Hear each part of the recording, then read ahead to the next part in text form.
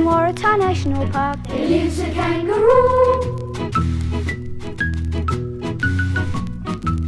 We know her name is Skippy, The famous Australian roo.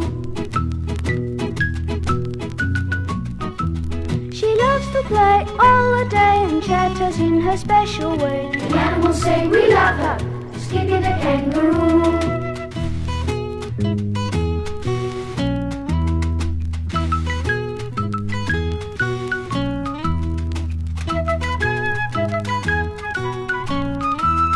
She guards the park all day and night, Skippy the kangaroo. watching her is sheer delight. Skippy the kangaroo. Every afternoon she waits for Sunny at the park front gate. Cause she is Sunny's greatest mate, Skippy the kangaroo.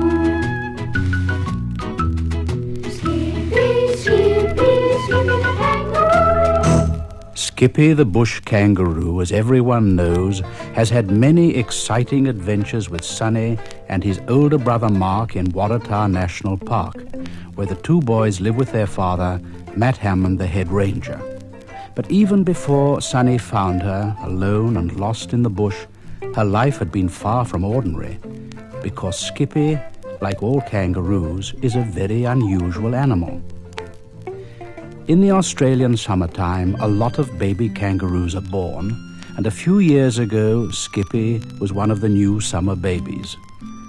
Like all the other baby kangaroos, she was born without fur or eyes, and not even a tail, a tiny little pink animal no bigger than your thumb.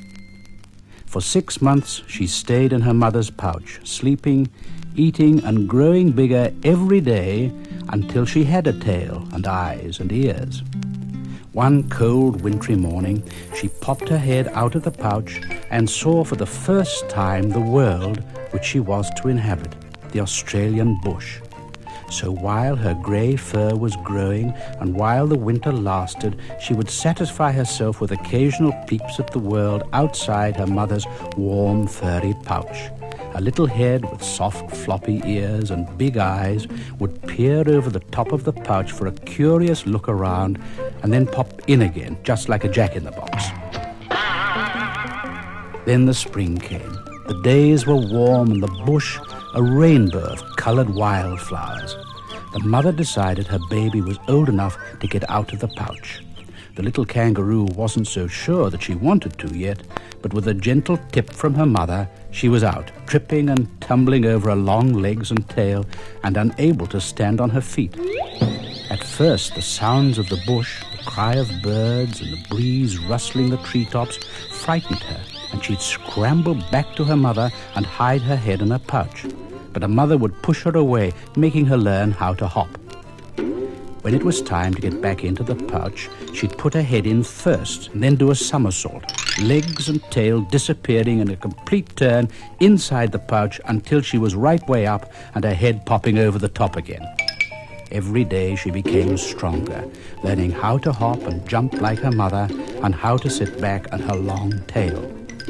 She loved to play games with her mother, pulling her ears while she was leaning down to eat the grass, wrestling and hopping around her like a bouncing rubber ball.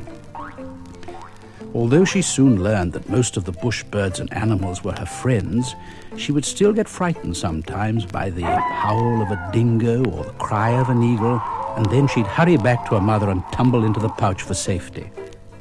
And when the tall, long-legged emu, a very funny-looking bird, would come near her, she'd get such a fright she'd sit back on her tail so quickly that she'd fall over backwards. Then, on a lazy summer afternoon, when she was asleep in her mother's pouch, the little kangaroo was wakened by a strange sound. Her mother stood up, alert, listening, and the little kangaroo put her head out of the pouch to see what was happening. At that moment, there was a loud cracking noise, and trembling with fear, she withdrew again into the pouch. Although the little kangaroo didn't understand, her mother knew well that this was the sound of danger. Somewhere in the bush nearby, there was a very foolish man with a gun. Making sure that her baby was safely tucked into the pouch, the mother kangaroo leapt away as fast as she could. Her great paws and tail thumping the earth, she went deeper and deeper into the bush, But still the sound followed them. The sound came closer, and as she bounded along, the mother snatched her baby from the pouch and threw her into the long grass away from danger. Frightened, the little kangaroo lay in the grass, not moving, hardly daring to breathe. She knew her mother had thrown her there deliberately for safety, and that she would come back for her later when she had led that foolish man away. She could hear the sound of the gun and of her mother thumping along this way and that. Suddenly there was silence, and for a moment all the bush was still.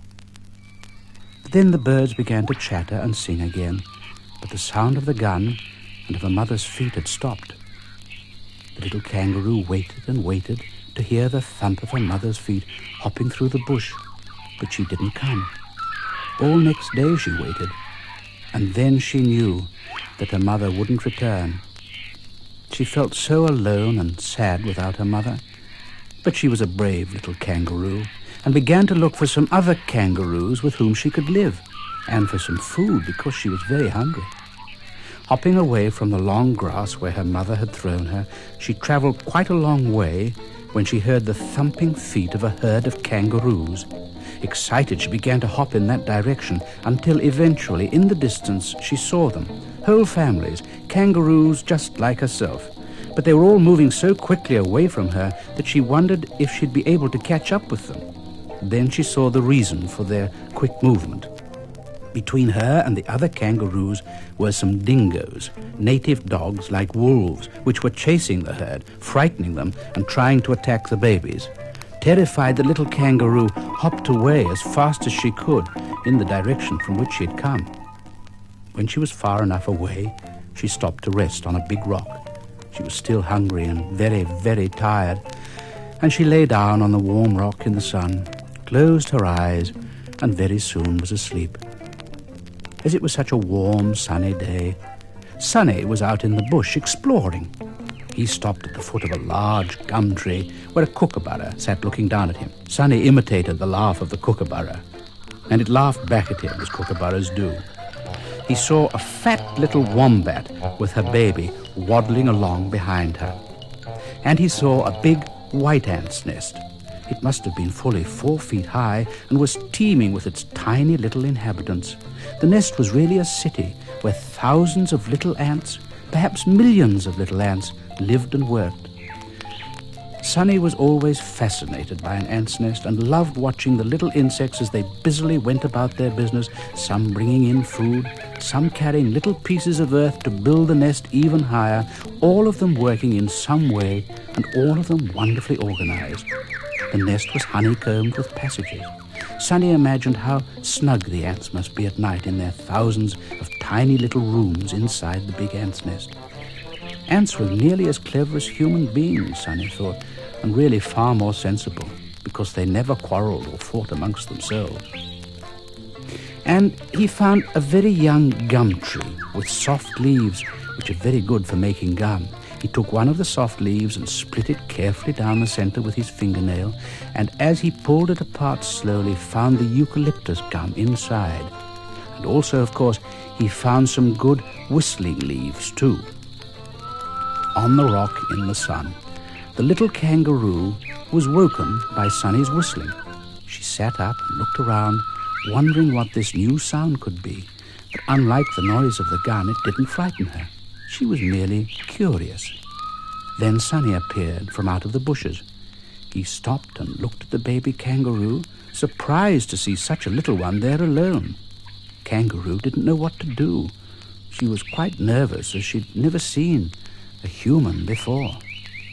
Sonny moved very quietly and slowly towards her and stroked her and spoke to her in a soft voice, and he was so gentle that she completely forgot about her nervousness and nuzzled Sonny's hand. Sonny, knowing that baby kangaroos always stay by their mothers, realized that this one didn't have a mother, that something must have happened to her.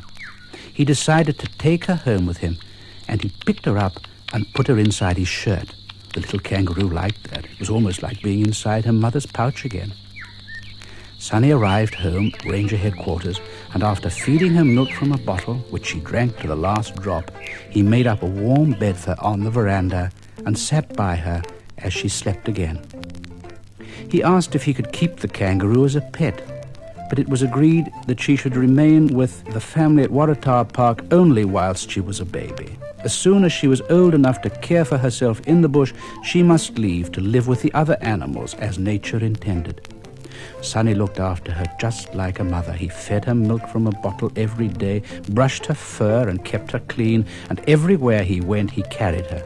Sometimes she'd hop along beside him, but as she was still very young, she would get tired. Sonny would carry her the rest of the way under his shirt. After a while, Sonny decided that she should have a name. Everybody at Waratah Park had been calling her Hoppy and Roo and sometimes Spring, but he wanted her to have a real name, one to which she'd answer. One day, as he sat thinking of names and watching her jump around, he suddenly thought of Skippy. He said it aloud, and the little kangaroo leapt up to him just as though she liked the name too. And so she was called Skippy from that day. It wasn't long before Skippy was too big to fit inside Sonny's shirt, and she didn't drink milk from a bottle anymore. She preferred to eat sweet grass and plants and occasionally the same food as Sonny, fruit and cereal. And she just loved jelly beans. She could hop along now really fast. Sonny tried to race her home lots of times, but Skippy always won. And wherever she was, when Sonny called her name, she would come to him. If she was a long way away from him, Sonny would whistle to her with a gum leaf, and she would remember the first time she'd heard that sound when she was a baby, lost and alone in the bush, and she'd go leaping and bounding over rocks and through the bush until she reached Sonny again. Every day, Skippy would go down to the post box with Sonny to look for letters. But one day, when Sonny was busy with his school lessons, Skippy hopped off alone and returned later with a letter in her pouch. Sonny was so surprised that she had done this all by herself that he decided to teach her other things. He found that he could do this, rather like teaching a pet dog. And today, of course, Skippy is the cleverest kangaroo in the world. He taught her how to play games. She particularly loved a big rubber beach ball. Sonny would bounce it to her. She'd kick it back to him with her long legs.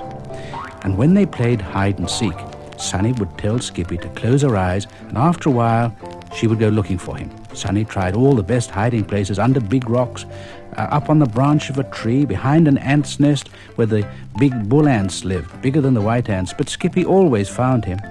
Skippy became more than a playmate for Sonny. She also protected him, because although Sonny knew the bush well, there were times when, if he hadn't had Skippy with him, he would have become lost himself. And one day, Skippy saved Sonny's life, just as Sonny had saved hers a long time ago. It was a very hot day in December. The bush was dry and burnt from the sun, and the leaves snapped and crackled under their feet. There was no breeze, and the air was alive with the chanting of the cicadas in the trees. Sonny decided to go down to the creek in the valley where the trees on either side of the creek touched overhead, making it cool and shady. Skippy followed Sonny as he ran down the grassy bank towards the creek. When they were almost at the bottom, Skippy leapt in front of him, knocking him over. Sonny at first thought Skippy was very clumsy, bumping into him that way, but he quickly changed his mind when he saw Skippy leaping high in the air and thumping down again very hard on a wriggling, shiny black snake. It had also come down to the cool, shady creek to escape from the heat, and because they had disturbed it, Sonny, in fact, had almost trodden on it, it had struck out to attack him with its poisonous fangs. Sonny stood glued to the spot, watching Skippy jumping again and again on the snake, and it had stopped wriggling and didn't move at all. The danger past, Skippy moved away, licked her paws, and lay down panting from the heat and the effort beside Sonny. Sonny, very grateful, stroked her head and wondered what he'd do when he didn't have his good friend Skippy with him anymore. As Skippy grew older, the day drew near when she would return to the bush to live amongst the other animals again. She was no longer a baby, but a fully grown kangaroo, and Sunny knew that she'd have to go one day. Finally, the time came. And although Sunny was very unhappy, he knew that he should not try to stop her returning to a life in the bushland with the other kangaroos. With Mark, he set out one morning to take Skippy back to the grasslands where the herds of kangaroos grazed. They walked for hours, and Skippy couldn't understand why Sunny wouldn't play games with her as he usually did. He just walked along quietly, stopping now and then to pat her and stroke her head. They reached a clearing, and Mark found the paw marks and other signs of a herd of kangaroos and decided that this would be the best place for her to return to the life to which she belonged. Mark stroked Skippy for the last time because he loved her too, and Sunny hugged her for a moment, and then very quickly they walked away, telling Skippy to stay there. Skippy didn't move. She just stood still and watched the two boys walk away from her, believing that this was a new game and expecting to hear Sunny's call at any moment.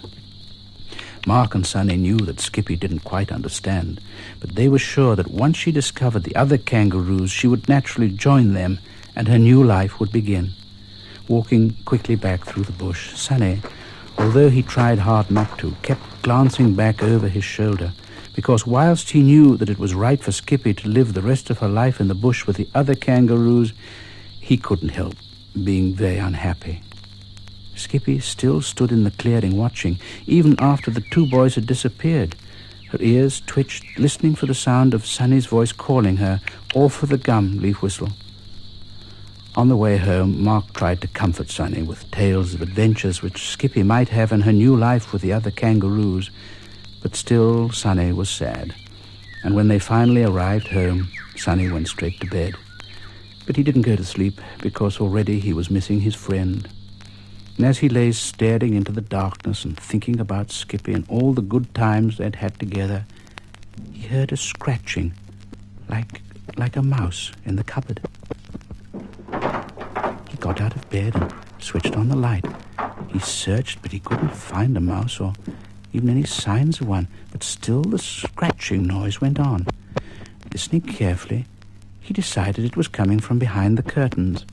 He moved over on tiptoe and quickly drew the curtains back, revealing the glass door which separated his bedroom from the veranda. And there on the other side of the glass, scratching at the door to be let in, was Skippy. Sunny flung open the door and shouted with joy. There was a lot of hugging and nuzzling and happy tears. Skippy had chosen to live with Sunny at Ranger headquarters. She didn't want to go back to her friends in the bush. We thought perhaps she might change her mind later and return to live in the bush with the other kangaroos, but she never did, because Sunny and Skippy are still together in Waratah National Park.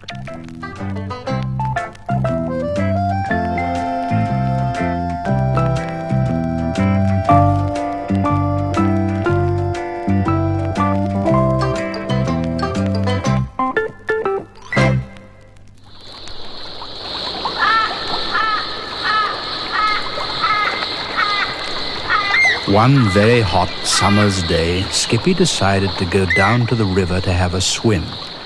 A lot of people think that kangaroos can't swim, but they can. They dog paddle with their tiny little front paws, with their heads just out of the water. Skippy hopped into the cool water, swam around for a few minutes, and then hopped out again, shook herself dry, and feeling much better, slowly began to make her way back to Ranger headquarters. Suddenly, she stopped. She sat upright, her ears alert and moving, and her nostrils quivering as she sniffed the air. Her head turned this way and that. Yes, there was no doubt about it. She could smell burning bushes and trees, a bushfire. Normally, Skippy would have immediately turned away from the fire and would have run for her life the other way as fast as she could, because all creatures of the bush are frightened of bushfires, which can race through the trees and through the bush so fast that some animals can't run fast enough to get away. Kangaroo can, of course, because they run very fast, sometimes nearly 40 miles an hour. But slow-moving creatures like koala bears and wombats and possums are terrified when a fire sweeps through the bush, because they're too slow to escape. And these were the animals Skippy thought about now. She knew that she must find out where the fire was and give the alarm, because it may have just started, and perhaps no one knew that it was burning. And so Skippy turned towards the fire, and although she was very frightened, she hopped off towards it. The scent of burning became much stronger, and Skippy knew that the fire must be near. And then, suddenly, she saw it. It was only a small fire so far, and must have just started. But the bush was so dry, and the day was so hot, that in no time it would be a big fire. Already it was racing across the grass towards a big clump of trees. And then Skippy saw him, a small boy running away from the fire. He was looking over his shoulder at the fire. He was looking very frightened indeed. It was almost as though he was saying, "Oh dear, what have I done?" And Skippy guessed that he'd been very, very naughty and had been playing with matches on this very hot day in the bush, and that he had started the fire. Skippy thought quickly. She had to give the alarm as soon as she could, but how? And then suddenly she had an idea. She hopped around the edge of the fire until she was behind the way it was burning, and then she hopped right up to the edge of it. And then Skippy was very brave. Smothering her natural fear of fire, she jumped into the ashes which were still smouldering, and with her feet she kicked out of the fire a small blackened piece of burnt wood.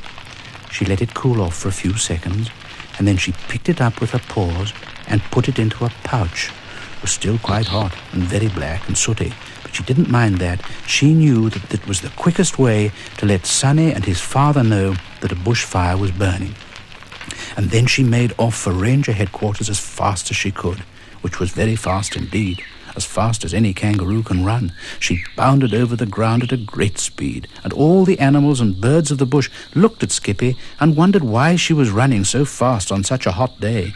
Skippy chattered away in kangaroo language as she ran to warn the other animals that there was a bush fire, and soon the news spread quickly amongst them, and they began to hurry away as fast as they could. Skippy knew that their lives may depend on her to get help to put the fire out, and she went even faster, pushing on the earth with her big, strong tail and leaping over 6 feet with every bound she took along the track to ranger headquarters. At last she came to the top of the hill and bounded onto the helipad at ranger headquarters, where Jerry and Mark were working on the helicopter. "Hello, Skip," Jerry said, looking up. "What's all the hurry about on such a boiling day?" But Mark sensed that Skippy was looking for Sonny. "Sonny's over at the house with Dad," he said. Skippy leapt down the path towards the house in 3 great big bounds and nearly knocked Sonny over as he came out of the front door. "Whoa there, Skippy," Sonny said. "What's all the rush? Where's the fire?" Well, Skippy was so surprised that Sonny should ask where the fire was, which is only an expression, of course. When someone is rushing somewhere, you say, "Where's the fire?" that all she could do was to nod her head up and down until it nearly nodded off. "Now, steady, Skippy, calm down," said Sonny. "What are you so excited about? Where have you been? You're puffing like a steam engine." Skippy bent down and took the piece of wood out of her pouch. She gave it to Sonny, who turned it over in his hand and looked at it closely. "It's still hot," he said. And then he realized that it was Skippy's way of giving him a message. He looked up. "You mean there really is a fire?" he said. "A bushfire?" Skippy nodded quickly and chattered excitedly. "We must tell Dad straight away," Sonny said. He knew how serious a bushfire was. "Come on, Skip, he's in his office." Sonny dashed inside, still holding the piece of burnt wood, and Skippy followed. "Dad, Dad," Sonny shouted as he ran into the office. "There's a bushfire. Skippy just told me." Matt Hammond looked up from his work. "How do you mean Skippy just told you?" he asked. "Look," Sonny said, "this bit of wood. She brought it to me. It's still warm from a fire." Matt Hammond took the piece of wood, looked at it, and then quickly looked up at Skippy. He could tell that she'd been running a long way, and he knew how wise and clever she was. He realized that this was her way of giving the alarm that there was a bushfire burning somewhere. He quickly picked up the telephone on his desk and dialed 000.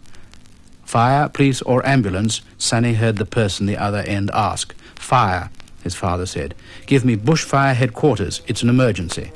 Then he said to Sonny, "Run and tell Jerry that there's a bushfire and that he and Mark must take off immediately in the helicopter to report where it is." Sonny dashed out and Skippy followed him. They ran up to the helipad and gave Jerry and Mark the message. "Right," Jerry said. "We'll be ready for takeoff in 2 thumps of Skippy's tail. So that's what it was all about, Skip. What a clever girl you are." And he and Mark hurried to prepare the helicopter for takeoff.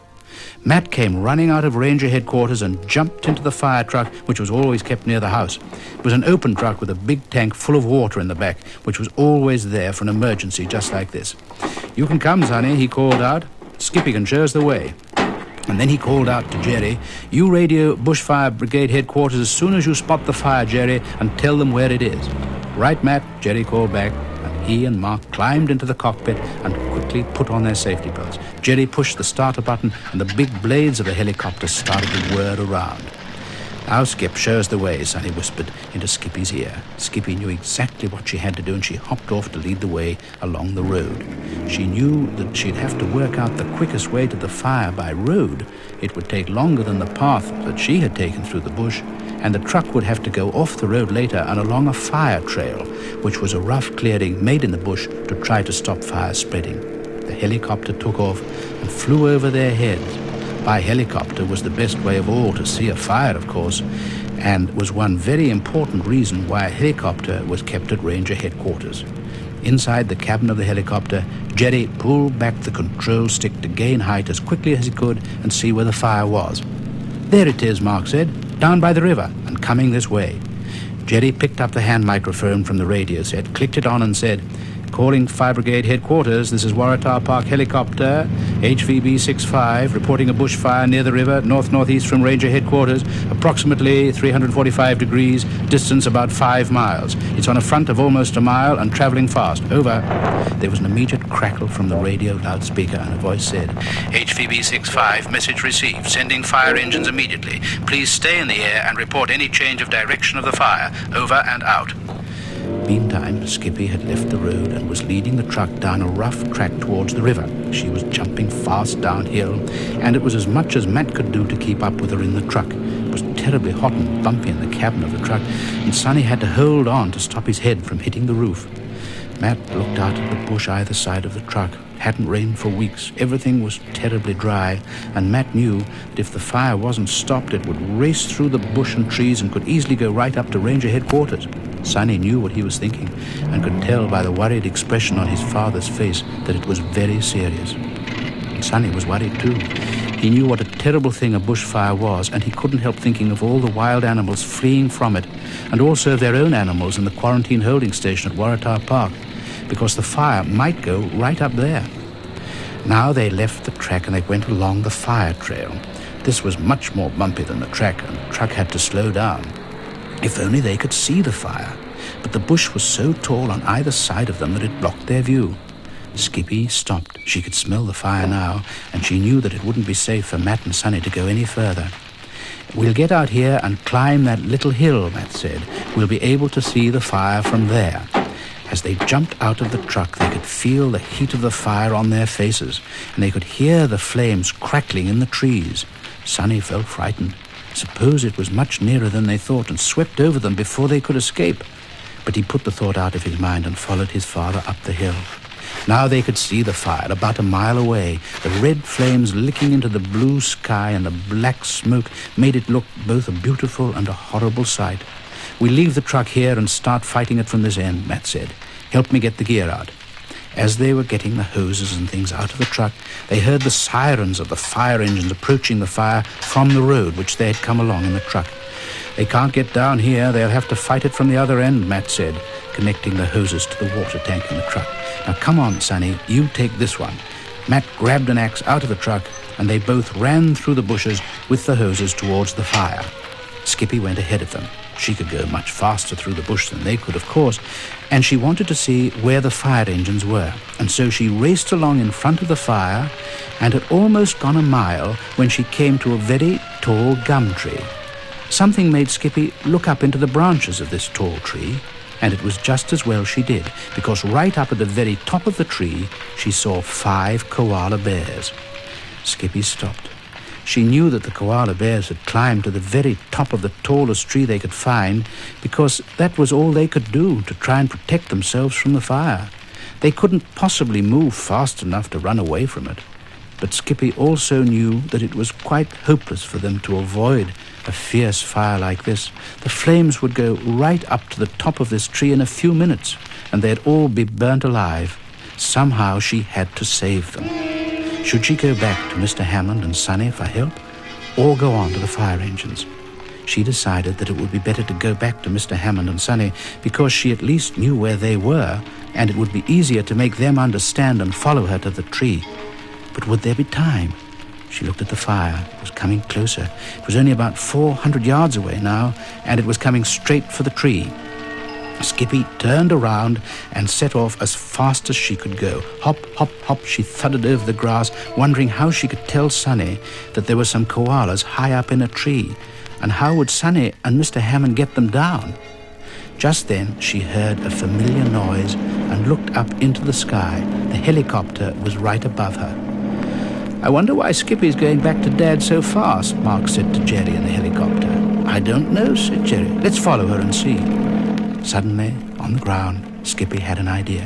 She stopped and looked up at the helicopter, and then she turned around and started to hop back towards the tree. "Hello, she's going back," Mark said. "What on earth's the matter with her?" "I've got an idea she wants us to follow her," Jerry said. "Let's find out." He banked the helicopter and turned it in a circle to follow Skippy on her way back to the tree. This was just what Skippy wanted, of course. If only she could make Mark and Jerry see the koalas, they could radio to Mr. Hammond, which would be much quicker. She raced back to the tree, and when she reached it, she began to jump around the tree in circles. "I think she wants to show us something," Mark said, "in that tree. Can you go down closer?" Jerry looked at the fire. It was only about 100 yards from the tree now. "All right," he said, "we'll get a bit warm." He took the helicopter down, and he and Mark coughed as the smoke from the fire came into the cabin. "Look," Mark said, "there are some koala bears in the tree. We must radio Dad." Jerry picked up the hand microphone. "Calling Senior, helicopter calling Senior," which of course was the word that they always used trying to get hold of Matt. "Come in, please." Matt Hammond heard the call sign over the walkie-talkie he always carried in his top pocket. He took it out and put up the aerial. "Come in, Jerry. What is it? Over," he said into the microphone. "Skippy has shown us a tree with some koalas in it. They've climbed to the top branches to try to get away from the fire, but they won't have a chance, of course. The fire will be up to the tree in a few minutes. You and Sonny are closer to it than the firemen. I'll hover over the tree so to guide you to it. Over." Matt spoke into the walkie-talkie. "Message received, Jerry. We'll come straight over. Radio the fire engines and tell them to send some men with a blanket." "Right, Matt. Over and out," Jerry said. He then used the radio to get in touch with the fire engines with the message about the men and the blanket. Matt and Sonny dropped their hoses and ran towards where the helicopter was hovering above them in the sky. "I'll go on, Sonny. You follow as fast as you can," Matt said, and he dashed on ahead. Sonny couldn't keep up with his father, of course, but the thought of those poor koalas made him run faster than he'd ever run in his life. When Mr. Hammond reached the tree, the fire was only 50 yards away and burning so fiercely that he could hardly stand the heat of it. It was so hot. "Good girl, Skippy," he said. Then he swung his axe and started to cut into the trunk of the tree. By the time Sonny arrived, he'd already cut well into the trunk, but the fire was very close now and smoke was blowing all over the tree. As Sonny watched his father swing the axe fast and cutting down the tree, there suddenly came a crashing noise in the bush behind them, and through the smoke they saw a red fire engine burst through the bushes, knocking down the small trees and scrub in its path. 2 men jumped from the side of the fire engine with big hoses and started to play water on the fire, which was nearly right up to the tree by now. It was the best sight that Sonny had ever seen in his life. The men were just in time because the fire would have swept over all of them if they hadn't arrived. 2 other firemen jumped from the driving cabin of the fire engine, holding a blanket. They spread it out, and one of the men told Sonny to hold one of the corners. "Which side will the tree fall, Matt?" one of the men asked. "That way," Matt nodded with his head, towards a smaller tree some yards away. "I'll cut it so that it comes down on that small tree to break the fall." The fireman and Sonny took the blanket under the smaller tree and held it spread out. Mr. Hammond was nearly exhausted, but he swung the axe with one big last blow. The tree creaked, and then it began to fall. Look out, it's coming down," Matt called out, and he ran back to hold the other corner of the blanket. The big tree seemed to wobble in the air for a moment, and then it toppled over and fell with a great crash into the branches of the smaller tree. Sonny put his hands up to protect himself from the broken branches which came tumbling down, but he was able to see 4 koalas come falling down through the tree into the blanket. He looked up for the other bear and saw that it was still clinging to a branch of the big tree high up above the smaller tree. "Quick, Sonny," Matt said. "You're a good tree climber. You go up and get that koala." Sonny sprang up into the lower branches of the smaller tree, helped by one of the firemen, and he started to climb up to the top as quickly as he could. The smoke was so thick now that it was choking him, and he could see the flames licking through the branches of the tree which was next to the one that he was climbing. But he kept his eye on the koala bear and gradually drew nearer to him. A branch cracked under him and he nearly fell. He realized that he was feeling faint from the smoke and the heat, but he had to reach that koala. At last he came to the branch the koala was on, and he slowly inched his way along it, hoping that it would hold his weight. Little by little he got closer to the koala, and then he was able to put out his hand and touch him. The little bear was trembling with fright. Sonny was used to handling koalas, and he pulled himself closer so that he could carefully take the bear's claws away from the branch. But the poor little creature was so terrified that he was clinging onto the branch for dear life, and Sonny couldn't undo his grip. "Hurry, Sonny," Matt called out. "We haven't any more time." Sonny desperately tugged at the bear's legs, but he was too weak to pull his claws away from the branch. He looked down at the blanket. The fire was so close now and the smoke so thick that he knew he might faint at any moment. He knew, too, that he hadn't the strength to pull the koala away from the branch, and so there was only one thing to do. He began to rock up and down on the branch. He shut his eyes and rocked the branch as hard as he could.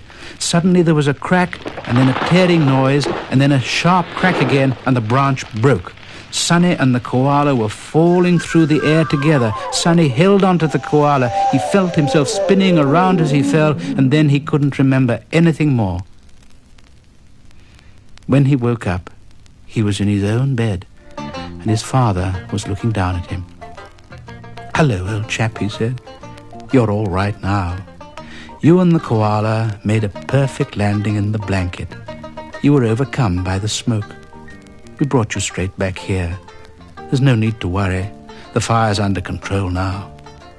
Just then, Sonny felt something cold against his cheek. He knew what it was, and he put his hand out to stroke Skippy and to thank her for the nuzzle. "Thanks to Skippy and you, all the koalas are safe and happy. In fact, if you sit up, you can see them." Sonny sat up in his bed, and sure enough, he could see the koalas on a gum tree outside his window. "We thought you'd like them to be near you," said his father, "and we thought that they might like to be near you and Skippy too." Sonny smiled and looked at them again, and as he did, it seemed to him that the little koalas looked in at the window as though to say, "Thank you," in between munches of gum leaves. That's the end of the story. Almost, but not quite. Because the next day, the fire brigade chief visited the park, and he had with him a man and the small boy Skippy had seen when the fire began. "This is Mr. Smith, and this is his son Jimmy," the fire brigade chief said to Mr. Hammond. "Jimmy has been very naughty. He was playing with matches yesterday when his father and mother took him for a picnic, and he started the bushfire. His father very wisely brought him along to see me. I've told him how very serious the fire could have been, and how it endangered the lives of animals and could have endangered the lives of humans. As it is, it's burnt a great deal of beautiful bushland. I brought him up here to show him the koalas who nearly died in the fire and would have died if it hadn't been for Skippy and Sonny." Well, Jimmy learned his lesson. He was very, very sorry for what he had done, and one thing is certain: he will never play with matches again, especially on a picnic on a very hot and dry summer's day.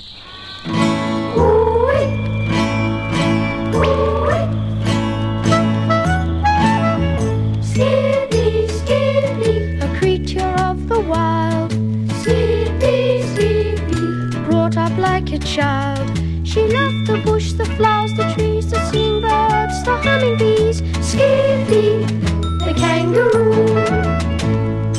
Skippy the kangaroo, yes, Skippy the kangaroo. Skippy could do so many things no other could do. Bounding over the mountains and over the plains too. How glorious sight when in full flight was Skippy the kangaroo. Ooh-wee, ooh-wee. Skippy, Skippy, with eyes so brown and round. Skippy, Skippy, her ears heard every sound. She loved all the animals too, and right from wrong she always knew. Skippy, the kangaroo. Skippy the kangaroo, yes, Skippy the kangaroo.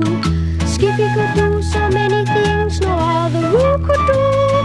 Bounding over the mountains and over the plains.